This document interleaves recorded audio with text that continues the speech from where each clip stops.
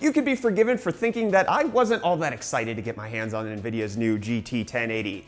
Or, 1070 Ti. I did call it stupid just 4 videos ago after all, but nothing could be further from the truth. The not being excited part, of course. The 1070 Ti is still stupid, but more on that later. The 1070 Ti has always looked great on paper.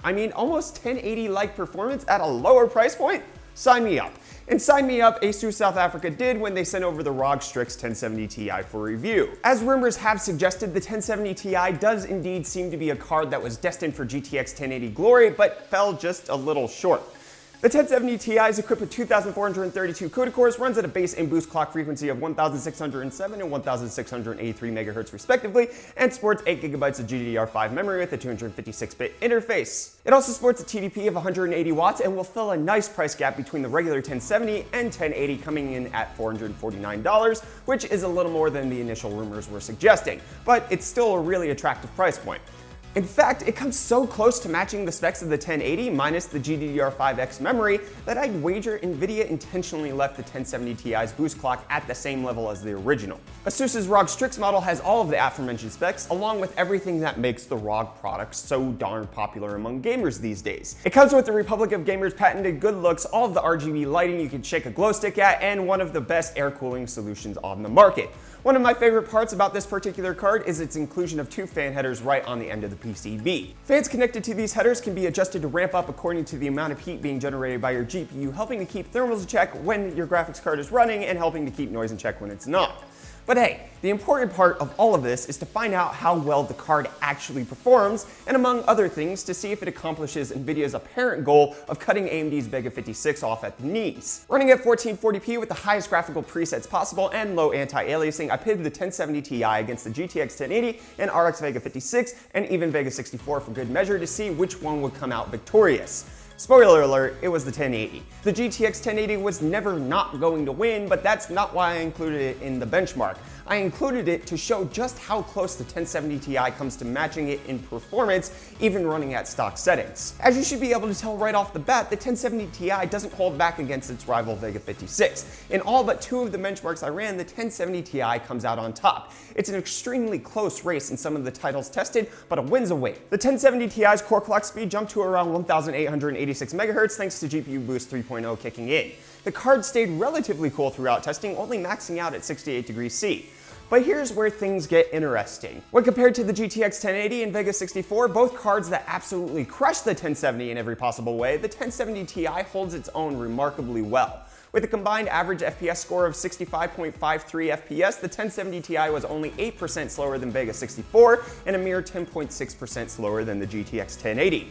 That's not a whole lot. That's a small enough increase to make the 1070 Ti look like a mighty tempting alternative to the Vega 64 and even the GTX 1080, which makes me think. Confirming the initial rumors, Nvidia is indeed strictly preventing their AIB partners from factory overclocking their 1070 Ti cards. This could be seen as a move to get more people to buy their 1070 Ti cards from Nvidia directly, which would undoubtedly increase their profits, but I don't really think that's the full story. I think a more likely reason for the lockdown on factory overclocks is that overclocking the 1070 Ti might bring its performance too close to that of a GTX 1080. But hey, why am I speculating? I have the 1070 Ti right here, and just because vendors can't overclock, it doesn't mean that I can't either. So let's just see how much smaller the performance gap between the 1070 Ti, 1080, and even Vega 64 becomes when we play around a little with the settings. Now, while Nvidia has prevented AIB partners from overclocking the cards from the factory, nothing has precluded them from still pumping out cards that are capable of overclocking. That's where this particular ROG Strix 1070 Ti comes in. Now, the way ASUS labeled their previous cards was a standard Strix and OC edition. With the 1070 Ti, since they can't OC it out of the factory, they're labeling it as the advanced binned edition, meaning that these cards are the ones that are recommended for getting much faster clocks than the reference setup with overclocking, even if ASUS won't do it for you.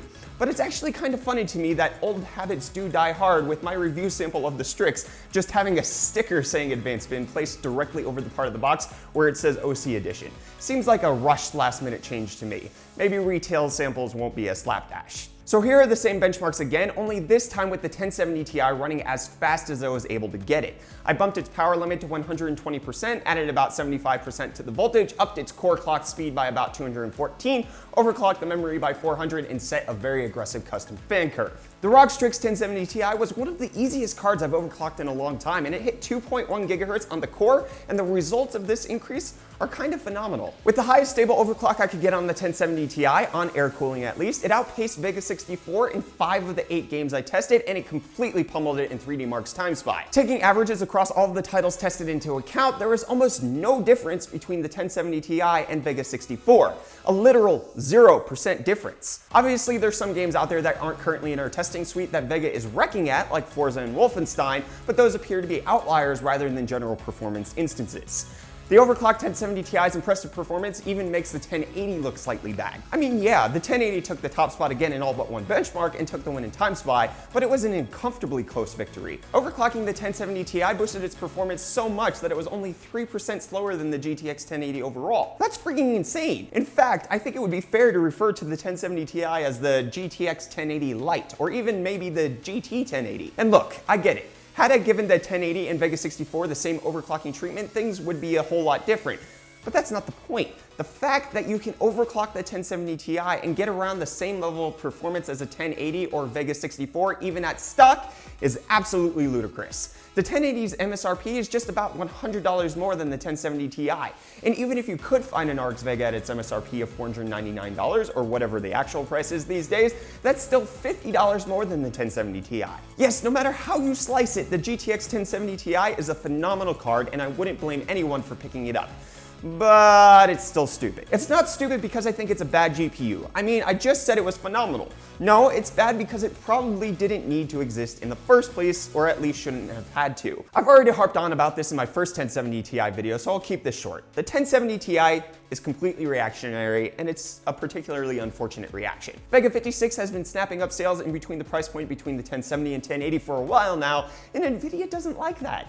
So in response, they're releasing the 1070 Ti to battle it out at around the same price point instead of looking forward. Even though they're great cards, Vega doesn't come close to taking Nvidia and the GTX 1080 Ti's performance crown, so one can't imagine that Nvidia is feeling all that rush to launch their next-gen Volta GPUs. Especially when all they need to do to beat AMD is to release another Pascal card. Unfortunately, in the process of bringing the fight back to AMD with the 1070 Ti, they'll also likely move in on their own GTX 1080 sales. As my benchmarks would seem to show, an overclocked 1070 Ti is essentially a stock 1080 at about $50 cheaper. I can think of many people who'd rather overclock their card and spend their $50 on some killer RGB upgrades. And another issue I have with the 1070 Ti, outside of performance, is, as I mentioned earlier, the issue with overclocking. If you've been following along with the launch of Pascal, Nvidia has made a few interesting moves when it comes to their newly minted Founders Edition cards. You see, Founders Edition wasn't a thing before the 1080. They were just reference cards, and they were sold through the AIB partners. With the 1080 launch, Nvidia showed that they wanted a bigger piece of the pie by selling Founders Editions directly and at a higher MSRP than what the AIB partner cards had to sell for. It was an odd move, as the FE cards weren't supposed to be higher bin chips or anything, just a price premium for buying the reference models and the prestige of buying directly from Nvidia instead of picking up an ASUS Founders Edition. But it seems that Nvidia wasn't necessarily happy with the sales of the Founders Edition, as on subsequent launches, they decided to match the price of the FE with the price of the AIB partner cards. MSRP, of course. Real pricing is a whole nother issue. But with the 1080 Ti, you can get a Founders Edition card for the same price as an AIB partner.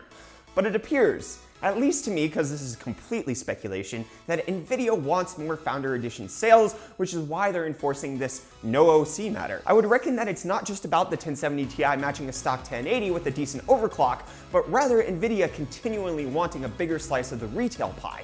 Locking AIB partners down to reference clocks means that there is no visible performance difference between the cards on a spec sheet, which means you have less reason to not go with the likely cheaper Founders Edition 1070 Ti.